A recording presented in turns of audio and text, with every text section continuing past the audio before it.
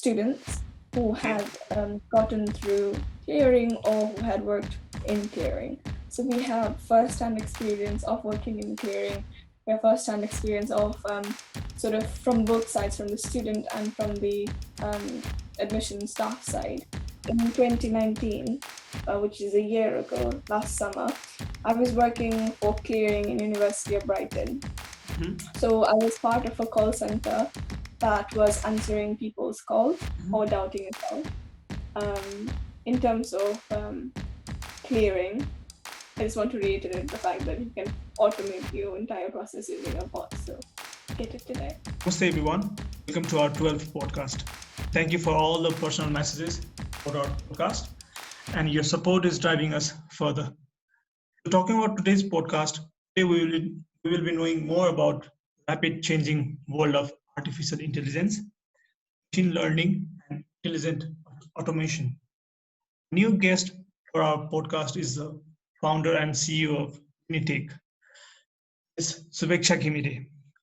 Talking about Shuvechchha, she is an undergrad student at University of Brighton, pursuing her electronics and computer engineering program. I have been talking to her from the very beginning of her undergrad life in UK. So without further ado, I would like to welcome Shuvechchha. Shuvechchha, welcome to our podcast. Thank you very much. It's my pleasure. So Shuvechchha, how are you doing right now? I mean, definitely with the coronavirus lockdown, life is a bit difficult. We have to adapt to remote computing, remote working. So that's a bit challenging. But apart from that, all good. Surviving so far. So far, so good, right? Yeah, definitely. So talking about your startup, what is your startup all about? Unitec Unitec provides chatbots to university admissions department. It helps manage clearing for universities across the UK.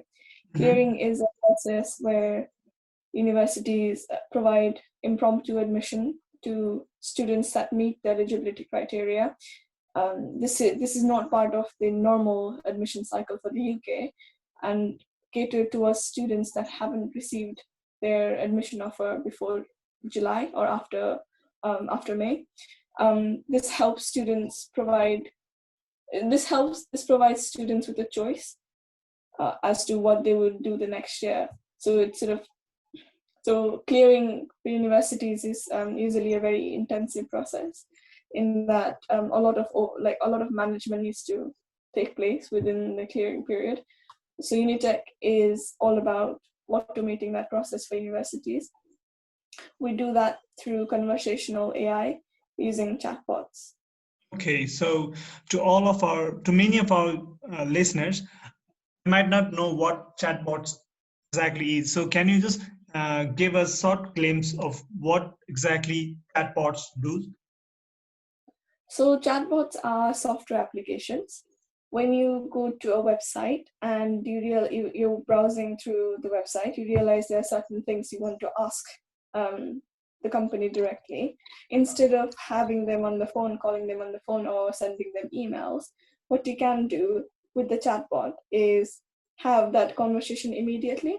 So the chatbot will pop up on your window saying, "Can I help?" And in the case of universities, it's going to say, "How are you looking for a place at university?" So with the chatbot, customers of the website can easily get access to the customer service, which otherwise would be a very time-intensive or inconvenient way for them.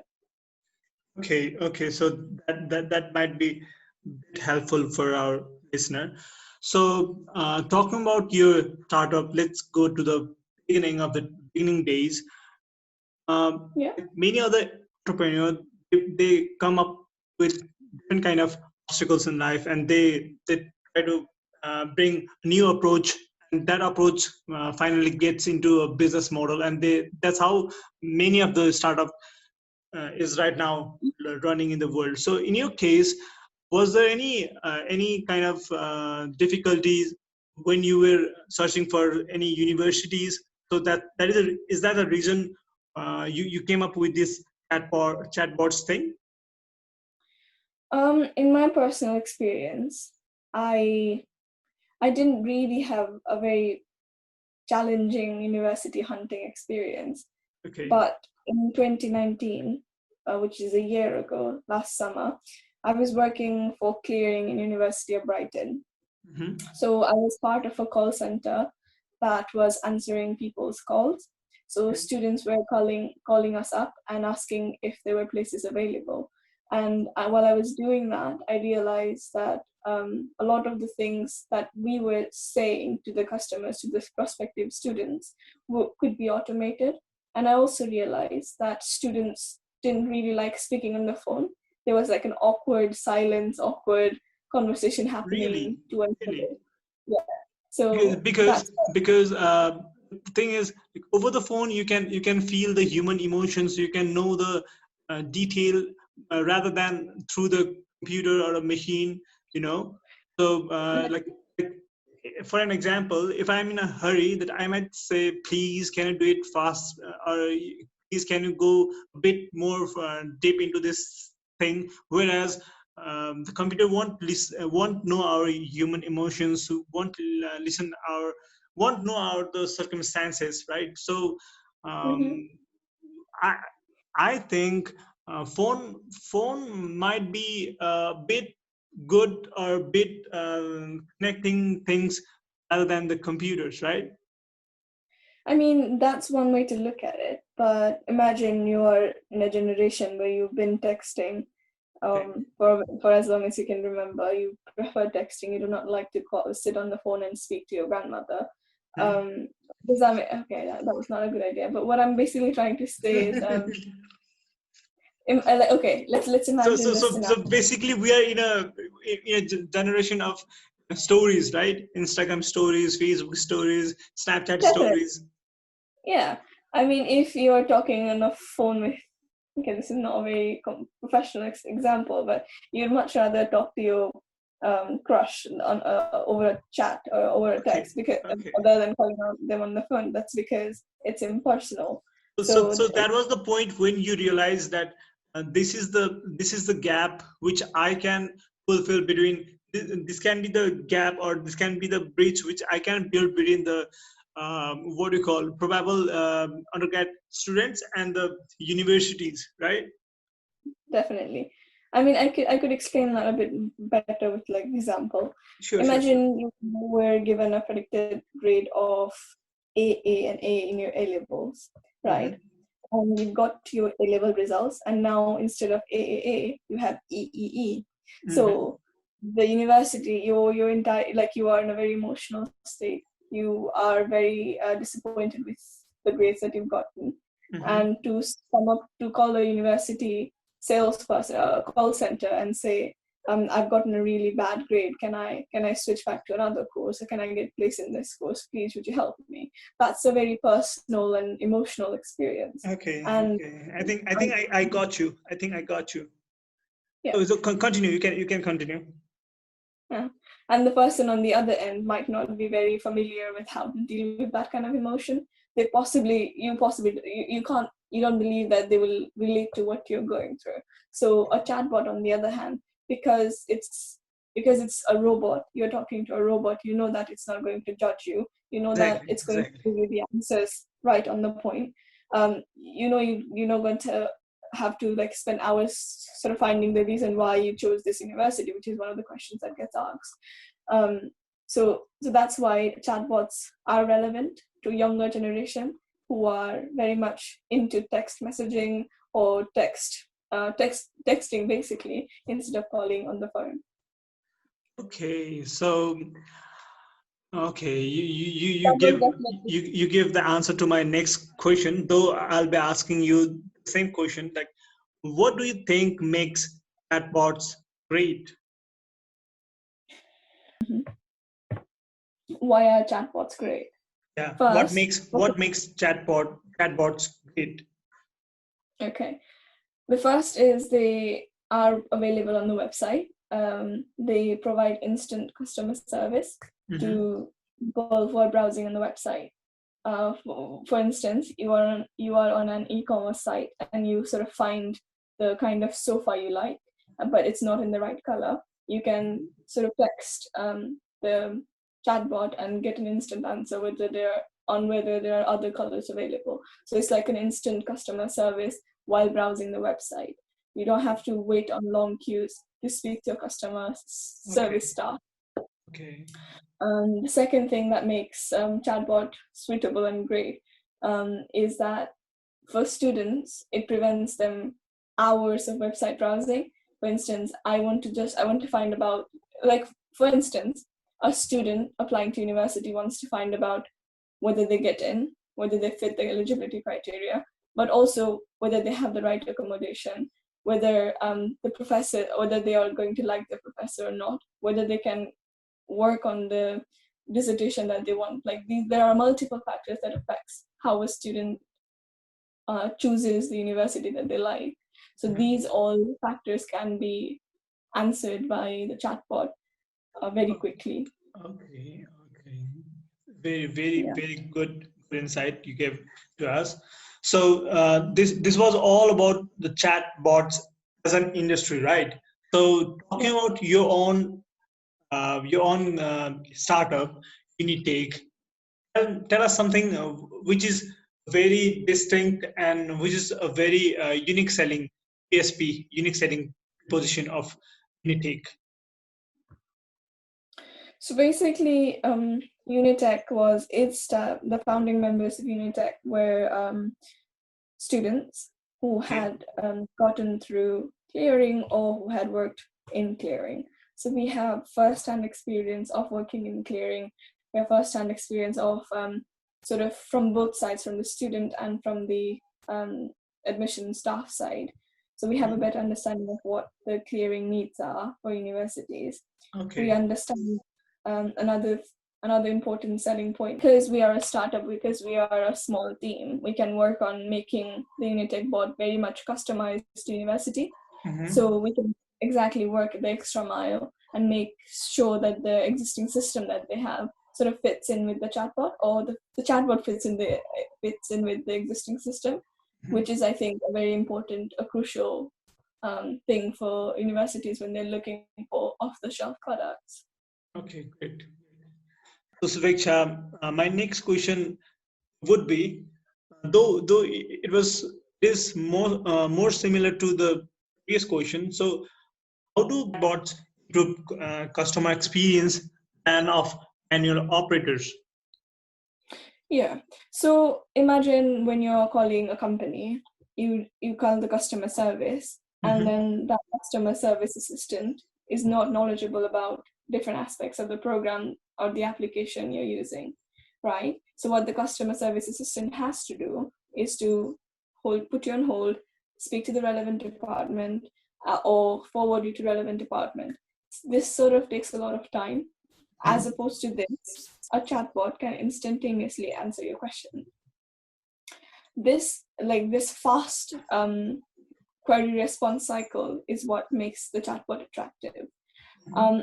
It enhances, for instance, imagine one of the frequent queries that customer service department or customer service email get support group gets is that could you remind me what my password was? Reset password function, right? Okay. This can happen with just few clicks. The customer service assistant doesn't need to write an entire new program for that.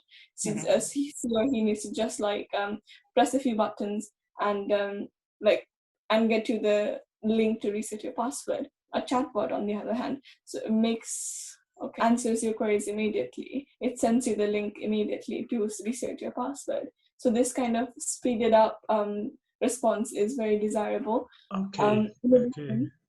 Yeah. So I think I got you. Okay.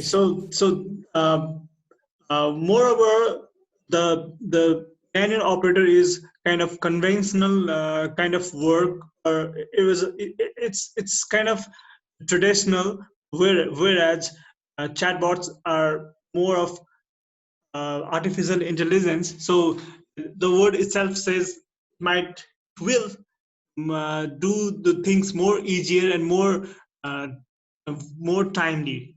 and than the previous manual operator kind of thing, right? Imagine, say, when you start a website, you might have few visitors, say 1 to 10, yeah. Mm-hmm. Then when you scale up, you might have 100, 200. When you have like a huge fan base, you have thousands and thousands of viewers in your website. To handle this customer support, in your website, you have to increase the number of the operator. Operators, exactly. So there's a sort of huge overhead as well involved in hiring conventional manual customer service assistants. Exactly. As opposed, the chatbot can handle like high traffic. It can sometimes be more secure to have a chatbot answer you commercially. Basically, it reduces the overhead that the company has in terms of customer service. That's a pretty good thing to switch for the chatbot kind of intelligence, because overhead is the crucial part of any business, right? So yeah. So thank you. You gave us very detailed insight of the chatbots. So these were the very good side of a chatbot. So let's talk about some of the different perspectives. Like, what are the kind of security concern with these chatbots? Like, how safe are they? How can we make them more safe? There are definitely certain security considerations when you're designing or using a chatbot. So, for instance, there's always a concern about how we can protect our commercially sensitive information. For instance, for universities, I'm giving a lot of university example because I'm working in that space. For universities, their grade boundaries, their admission requirement might be a very commercially sensitive information. They don't want that to be leaked out by another bot or by another human. So because the bot is created in a request response type cycle, it's only oriented to perform a certain task. It might miss certain nuances. What I mean by that is another bot can simply talk to the bot on the website and get that commercially sensitive information. Also, another concern is that with the new GDPR regulation in the UK, like personal information of any user cannot be saved into a database without their consent. So these are the kind of security considerations that security guideline principles that needs to be complied with. In addition, chatbots, like when it is storing data in its database, that storage itself needs to be encrypted and secured, so such that no person with a hard disk, with a sort of bug, so that no person can introduce bugs to the system. Okay, so this kind of bots are pretty much secured, right? They need to be designed to be secure. Otherwise, the purpose, like if you can answer 100 queries in a time, but if you're leaking out your sensitive information, then it's no good, because security and privacy is very much important. So how secured is Unitec of chatbots? We use encryption technology. However, the detail of it, I cannot go because it's commercially sensitive. No, it's up to you. No worries. Yeah, the architecture of it is built such that the chatbot is secure enough and it does not leak any commercially sensitive information of universities. Okay, so thank you for that. So obviously, you have seen the future of chatbots, but talking about the future, can you just show us a bit of what features does this chatbots have? Definitely. So I personally believe that chatbots are the future of customer service, and it is taking that shape currently. One of the concerns that most commercial banks, commercial institutions, for-profit institutions have chatbots on their websites. If you look at if you look at banks, commercial banks, which are meant to be secure, they use that bot to reduce down the cost of customer service and customer care they provide. So that's the future. That's how I see the future of chatbots. They would be incorporated. That's it. There are a lot of challenges before that can happen. Chatbots are still technology in progress, which means there are certain challenges right now. For instance, when a chatbot cannot understand the intent of that's a very technical term. When chatbot cannot understand what the conversation is about, it can sort of go on a loop and degrade the customer experience. For instance, if I had just been talking about, imagine in terms of natural language processing, if I had just been talking about the sea, the bank that I mentioned, like where is the bank question, is most likely to refer to the sea instead of a commercial money holding, money providing bank, right? Okay. So that kind as a foreign student, so as a foreign student, you're starting your own startup. How difficult or easy was the process of setting up your business in different soil? There definitely were challenges and opportunities while starting the business. When talking about the positive aspect first, I received incredible support from my university in my startup journey, from ideation stage to problem verification to working with the University Brighton admissions team. I have been absolutely lucky and have had incredible experience. I landed my first grant through University Entrepreneurs Support Program. I'm also representing University of Brighton in one of the international banks emerging entrepreneurs program, which is absolutely incredible. Wow. Through the program, I'm meeting up a lot of startup founders, investors, mentors, and consultancies who have helped me shape up my slide deck, my pitch, and my growth mindset overall. I believe I've been getting out of my comfort zone to network with these experienced people, which is a very good start for a startup founder. Additionally, I've been sort of I think it's the UK as a whole, Brighton as a whole, who has helped me a lot in my startup journey. So I've been I've been involved with meeting forums and meetup groups, which has helped me speak to experienced developers with 20 plus years of experience in AI. I mean, that itself is very incredible, because they are willing to spend half an hour or more with me afterwards to talk about my chatbot architecture. Right. I mean, that kind of professional experience to help support a startup is absolutely incredible. And I'm very lucky that the UK Brighton environment has helped me get that. Okay. I found coaches as well. Like I sort of visualize your university, like how open are they, how open they are, how helpful they are. Even I can visualize the thing, because someone from this country, this part of the world, Nepal, like this kind of story is very hard to find, like where the whole university will be behind you, back you up. So even I'm loving your journey, you thing you're saying, even I'm loving that.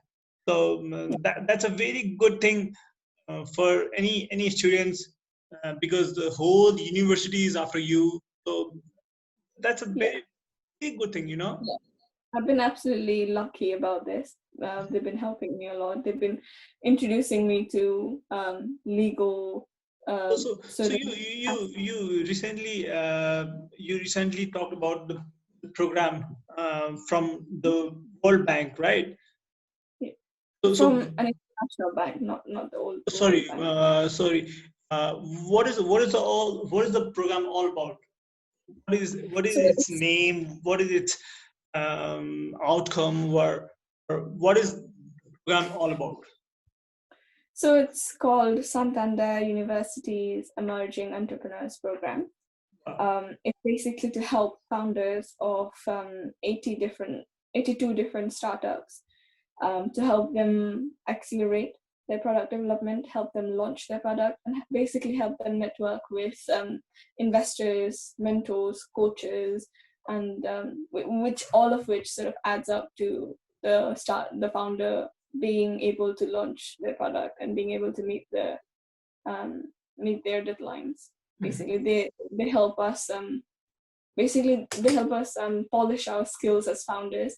Say in my case, I really need to sort of work on my communication skills. So they've been working with me to solve this problem. So is it kind of accelerated program? Yeah, definitely, it's an accelerator program with a little bit of competitive edge at the start, whereby the bank will fund the winner between. So you will pitch your thing. You'll show the prototype, and there will be a lot of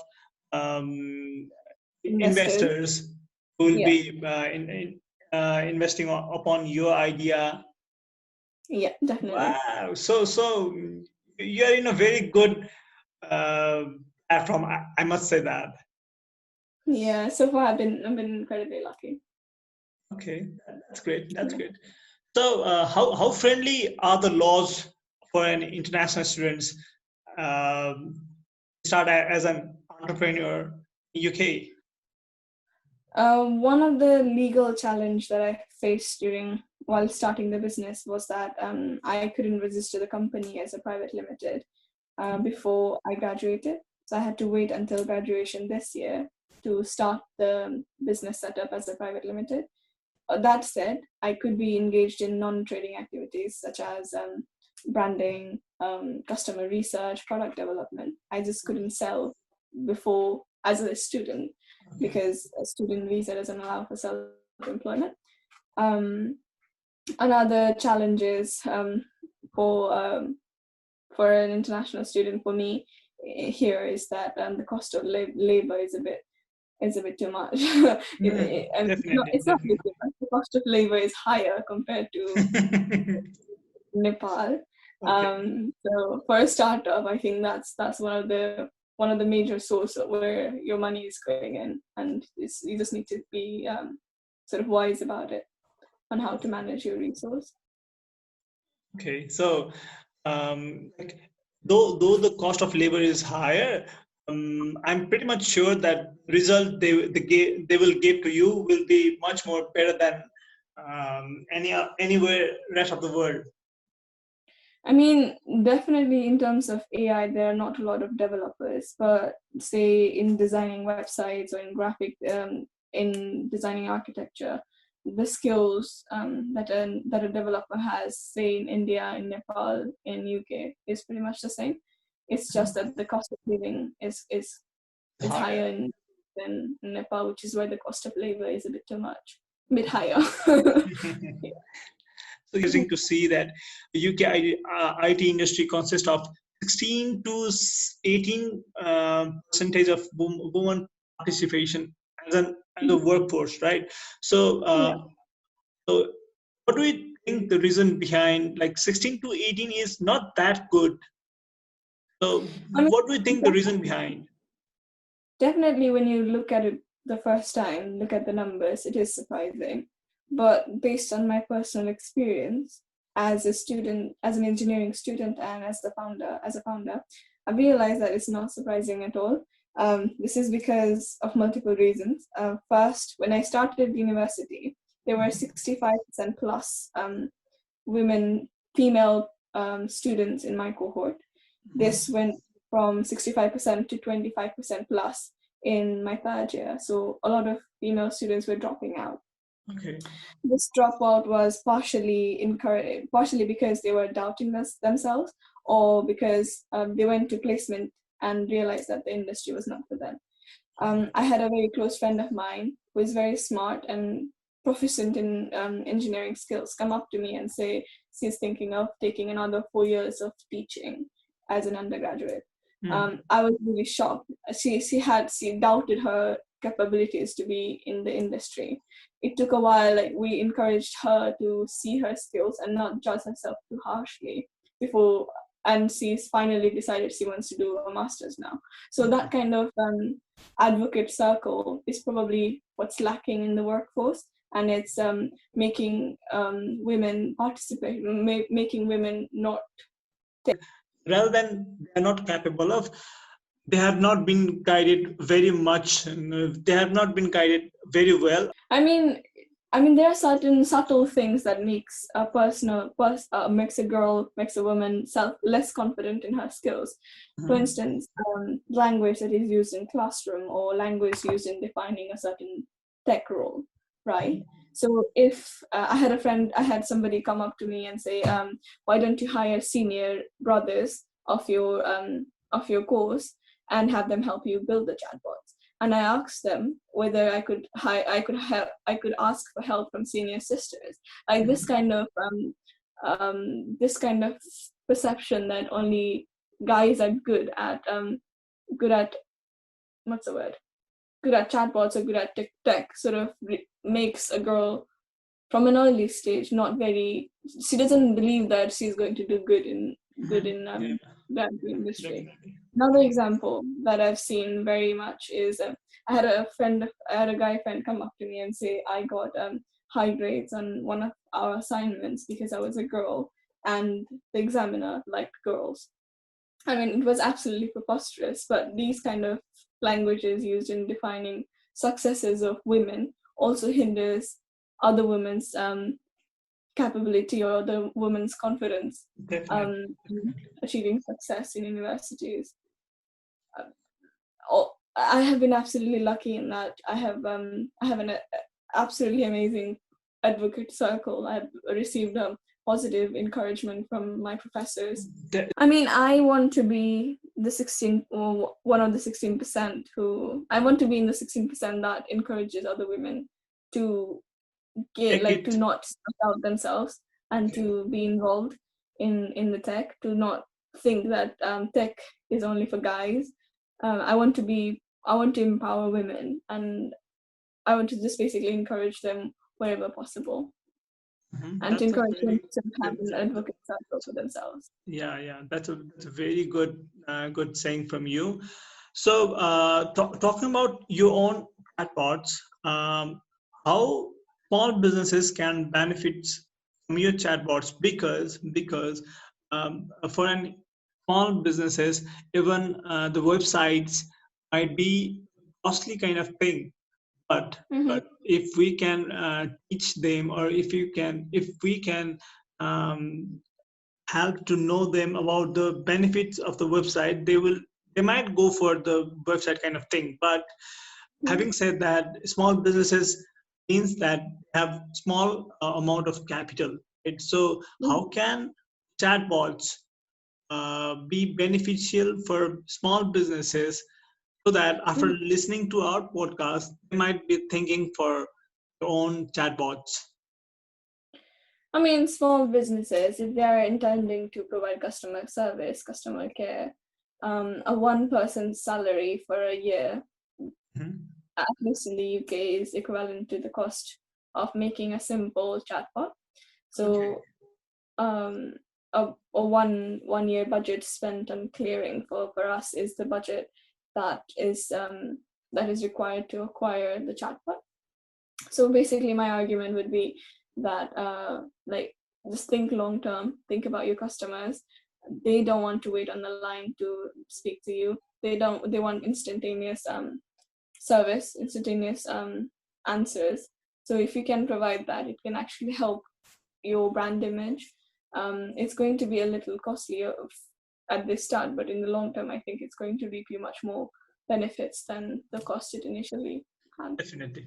To my next and probably the last questions of our podcast. Sorry.